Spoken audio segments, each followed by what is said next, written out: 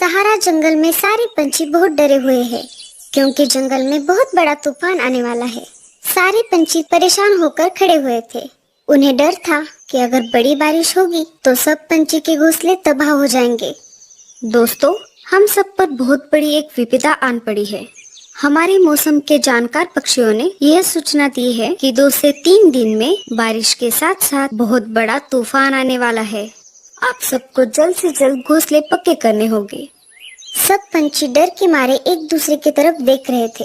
उसमें से एक पंछी ने कहा, राजा जी, हम 2 दिन में कैसे घोंसला बनाएंगे? लकड़ियां जमा करने में ही हमें 7 से 8 दिन लग जाएंगे। तुम चिंता मत करो, हमने इसकी व्यवस्था पहले से ही कर ली है। हमारे राज्य के भंडार में कुछ लकड़ियां जमा है। आपातकालीन समय के लिए इसे रखा था। अब इसका इस्तेमाल करने का समय आ गया है। हमारे सहारा राज्य के सिपाही आपके घोंसले के नीचे कुछ लकड़ियां डाल देंगे। आपको सिर्फ अपने घोंसले पक्के करने हैं। चलो, अब घोंसलों की तैयारी में लग जाओ। सारे पंछी अपने अपने घोंसले की तरफ निकल पड़े। अब मैं क्या करूं? मेरा तो इस दुनिया में कोई नहीं है और अब मुझसे ये सब काम भी नहीं होते। तुम चिंता मत करो मीनू मौसी, मैं हूँ ना आपके साथ। हम दोनों मिलकर अपना घोंसला बनाएंगे ताकि दोनों का समय बच जाए। नहीं नहीं, मुझे किसी का एहसान नहीं चाहिए। अगर कहीं तुमने बारिश के समय घोंसले से बाहर निकाल दिया तो मेरा क्या होगा फिर? मैं कहाँ पर जाऊंगी? ऐसी बात नहीं है मीनू मौसी, मैं तो हम दोनों के भले के लिए कह रही थी ताकि दोनों का समय बच जाए। रहने दो, मैं देख लूंगी। ठीक है, जैसे आपकी मर्जी। सब सिपाही पंछी की राह देख रहे थे। सबको घोंसला जो बनाना था। थोड़ी देर बाद सिपाही पंछी लकड़ियां लेकर आ गए। उन्होंने हर एक पेड़ के नीचे लकड़ियां डाल दी। मीनू मौसी और लाडो लकड़ियों के पास आ जाती है। उन दोनों से पहले कालू कौवा और भूरा कौवा वहां पर पहुंच चुके थे। आ गए दोनों। काम के समय पर तो गायब रहोगे और जब प्रसाद बट रहा हो तो दोनों पहले से हाजिर रहते हैं। मतलब ही कहीं के। अरे मीनू मौसी, इन लकड़ियों पर सिर्फ तुम्हारा नाम नहीं लिखा है, इन पर हमारा भी अधिकार है। हाँ हाँ, मुझे मत सिखाओ क्या अधिकार है और क्या नहीं। मैं तुम जैसों को बहुत अच्छी तरह से जानती हूँ। ये सिर्फ 3 घोंसले बनाने जितनी ही लकड़ियाँ हैं और इनमें से मैं मेरा हिस्सा नहीं देने वाली। तुम तीनों में से किसी एक को दूसरी लकड़ियों का इंतजाम करना पड़ेगा।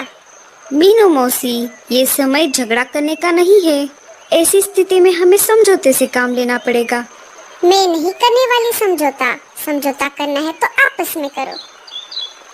कालू सही कह रहा है मौसी, हमारे पास बहुत कम समय है। बारिश का तूफान कभी भी आ सकता है। हम चारों में से किसी 2 को एक घोंसले में रहना होगा। ऐसा करो, कालू और भूरा मिलके एक घोंसला बना सकते हैं। दोनों की जोड़ी अच्छी बनेगी। नहीं नहीं रे बाबा, ये कालू बहुत ही आलसी और कामचोर है। इसकी और मेरी नहीं बनेगी। कालू भैया, अब हमारे पास दूसरा उपाय नहीं है। अगर आपको कोई परेशानी नहीं है तो हम दोनों साथ में घोंसला बना लेते हैं। मुझे कोई परेशानी नहीं है लाडो। तो चलो फिर हम घोंसला बनाने की जगह तय करके आते हैं। हाँ हाँ, जाओ जाओ। वैसे भी मुझ जैसी अबला चिड़िया की कौन मदद करने वाला है। आप भी हमारे साथ चलिए, हम सब अच्छी जगह तय करते हैं। मुझे कम अकल मत समझो। मैं क्या बेवकूफ लगता हूँ? मैं तुम तीनों से अच्छा घोंसला बना सकता हूँ। भूरा कहते हैं मुझे। लाडो, चलो हम हमारा काम करते हैं। सब घोंसले की जगह ढूंढने लगे। कालू भैया, आप बताइए, घोंसला कहाँ बनाना चाहिए? अरे उसे क्या पूछ रही हो, मैं बताती हूँ। वैसे भी तुम दोनों से ज्यादा मुझे अनुभव है। घोंसला ऐसी जगह पर बनाना होगा जहाँ पर लकड़ियाँ लाने में परेशानी ना हो। नहीं लाडो, घोंसला ऐसी जगह पर बनाना होगा जहाँ पर बाढ़ का पानी ना पहुँच पाए। आपने ठीक कहा कालू भैया, हम ऊंची जगह पर ही घोंसला बनाएंगे। हाँ हाँ, तुम्हें तो उसकी बात ही ठीक लगेगी। तुम्हारे घोंसले का पार्टनर जो है, मैं तो चली मेरा घोंसला बनाने। ऐसा कहकर मीनू मौसी लकड़ियाँ लाने के लिए निकल पड़ती है। लाडो, तुम घोंसला बनाने में माहिर हो। तुम घोंसला बनाओ, मैं तुम्हें लकड़ियाँ ला कर दूंगा। हाँ कालू भैया, इससे हमारा काम भी आसान होगा। अब क्या था, सब तो तय हो चुका था। कालू लकड़ियाँ उठा कर लाता और लाडो घोंसला बनाने लगती। इधर भूरा कौवा वजन में हल्की लकड़ियाँ उठाकर अपनी डाली पर रख रहा था। मैं चुपके से जाकर कुछ लकड़ियाँ उठाकर लेकर आती हूँ। इधर भूरा जमीन से लकड़ियाँ उठाकर पेड़ की डाली पर रख देता और इधर मीनू मौसी उस रखे हुए लकड़ियों को उठाकर अपने डाली पर रखती। अरे ये क्या हो रहा है? बहुत देर से मैं लकड़ियाँ इकट्ठा कर रहा हूँ पर लकड़ियाँ तो जमा ही नहीं हो रही। चलो, मुझे लगता है इन लकड़ियों से मेरा घोंसला बन जाएगा। ऊपर कालू और लाडो की मेहनत की वजह से उन दोनों का घोंसला बनकर तैयार हो गया। उन दोनों का घोंसला तैयार हो चुका है, ये देखकर मीनू मौसी बहुत चलने लगी। ओई माँ, मर गई रे। लाडो और कालू दोनों मीनू मौसी के पास आ जाते हैं। क्या हुआ मौसी? लगता है ज्यादा वजन उठाने की वजह से मेरे पैर में मोच आ गई है। अब मैं घोंसला कैसे बना पाऊंगी? आप रहने दीजिए मीनू मौसी, हम हैं ना, हम आपको घोंसला बनाने में मदद करते हैं। मुझे लगता है आपको मेरे घोंसले के बाजू में घोंसला बनाना चाहिए। मुझे लगता है मैं ज्यादा ऊपर उड़ नहीं पाऊंगी, तुम यहीं पर घोंसला बना लो। ठीक है मौसी। ऐसा कहकर लाडो और कालू ने मीनू मौसी का घोंसला बनाना चालू कर दिया। मीनू मौसी मस्त आराम कर रही थी और दोनों घोंसला बनाने में लग गए। थोड़ी ही देर में घोंसला बनकर तैयार हो गया। लो मौसी, घोंसला बनकर तैयार है। अब हम सबको अंदर जाना होगा, वरना बारिश का तूफान कभी भी आ सकता है। इधर भूरे ने जैसे तैसे अपना घोंसला तैयार कर लिया और वैसे ही अंदर जाकर सो गया। कालू भैया, मुझे नहीं लगता कि बारिश 4-5 दिन रुकने वाली है। हमें अनाज का प्रबंध करना होगा। हाँ लाडो, मुझे एक जगह पता है, वहाँ पर बहुत सारा अनाज है। हम जाकर वो अनाज लेकर आते हैं। दोनों ने 4 से 5 दिन तक चले इतना अनाज इकट्ठा कर लिया। रात हो गई, सब अपने अपने घोंसले में बैठे हुए थे। तभी तेज बारिश के साथ साथ बहुत बड़ा तूफान भी आ गया। हम आशा करते हैं कि बारिश इतनी तेज ना हो। पूरी रात जैसे तैसे निकल गई। सुबह हो गई। भूरा कौवा मजे में सो रहा था। तभी उसके पैरों में कुछ महसूस होने लगा। अरे ये क्या हो रहा है? मेरे पैर इतने ठंडे क्यों हो गए हैं? भूरा नीचे नजर घुमाता है तो बारिश का पानी पूरे घोंसले में फैल चुका था। भूरा उस डाली से उड़कर ऊपर वाली डाली पर जाकर बैठता है। मुझे लगता है पानी इससे ऊपर नहीं आएगा। थोड़ी देर बाद पानी उसके पैरों तक आ ही जाता है। जैसे ही पानी बढ़ने लगता है, उसकी नींद फिर से खुल जाती है। पानी बहुत ऊपर तक आ गया। मैं एक काम करता हूँ, घोंसले के ऊपर जाकर बैठता हूँ।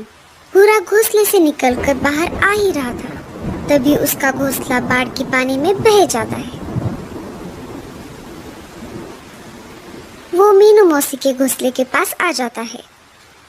मीनू मौसी, दरवाजा खोलो, मेरा घर पानी में डूब गया है और मैं बाहर बारिश में भीग रहा हूँ। अरे ओ मीनू मौसी, खोलिए ना दरवाजा। मीनू मौसी को भूरे कौवे की आवाज सुनाई दे रही थी, पर वो सुनकर अनसुना कर देती है। ये तो मीनू मौसी की आदत ही है, किसी की मदद ना करना और खुद की भलाई का इंतजाम करना। भूरा कौवा लाडो के घोंसले के पास आ जाता है। लाडो, कालू, दरवाजा खोलो, मेरा घर तो डूब गया, मुझे अपने घर में ले लो। अरे लाडो, कालू, अरे खोलो जल्द से दरवाजा, नहीं तो मैं मर जाऊंगा। लाडो चिड़िया अंदर से घोंसले का दरवाजा खोल देती है। दोनों उसे देखकर चौंक जाते हैं। हमने तुम्हें पहले ही बताया था, बारिश बहुत तेज होने वाली है। अब चलो जल्दी से अंदर आ जाओ। तीनों खिड़की से बाहर का नजारा देख रहे थे। तभी अचानक मीनू मौसी के चिल्लाने की आवाज आ जाती है। अरे मुझे बचाओ कोई! अरे लाडो, कालू, कहाँ गए सब के सब? अरे कालू भैया, लगता है मीनू मौसी किसी मुसीबत में है, हमें उन्हें बचाना होगा। उसके साथ ऐसा ही होना चाहिए, ऐसी बात नहीं है। वो हमारे दोस्त थे और हमें किसी मुसीबत में फंसे हुए पंछी की मदद करनी चाहिए, चाहे वो हमारा दुश्मन ही क्यों ना हो। अगर तुम्हें मदद करनी है तो तुम दोनों ही चले जाओ, मैं नहीं आने वाला। कालू और लाडो घोंसले से बाहर चले जाते हैं। दोनों ने बाहर आकर देखा तो मीनू मौसी पानी में बह रही थी। तभी कालू पेड़ की डाली की सहायता से मीनू मौसी को पानी से बाहर निकालता है। चलो हम घोंसले के अंदर चलते हैं। जैसे ही तीनों घोंसले में जाने वाले थे, लाडो का घोंसला भूरे कौवे के साथ ही पानी में डूब जाता है। भूरा कौवा पानी में डूबने लगता है। कालू भैया, ये क्या हो गया? हमें भूरे कौवे को भी बचाना होगा। नहीं नहीं, मैं उसे नहीं बचाऊंगा। तुमने देखा नहीं वो कैसे मीनू मौसी को बचाने के लिए इनकार कर रहा था। कालू भैया, अभी अभी तो आप कह रहे थे मुसीबत में फंसे पंछी की मदद करनी चाहिए, चाहे वो हमारा दुश्मन ही क्यों ना हो। ठीक है बाबा, बचाता हूँ। अरे मर गया रे, बचाओ। अरे देख क्या रहे हो सबके सब, कोई तो बचाओ मुझे। अगर मैं तुम्हारे साथ आ जाता तो ये मुसीबत नहीं आती। कालू उसे पानी से बाहर निकालता है और उसे ऊपर से डाली पर छोड़ देता है। अब आगे क्या होगा? तीनों के घोंसले तो बाढ़ में डूब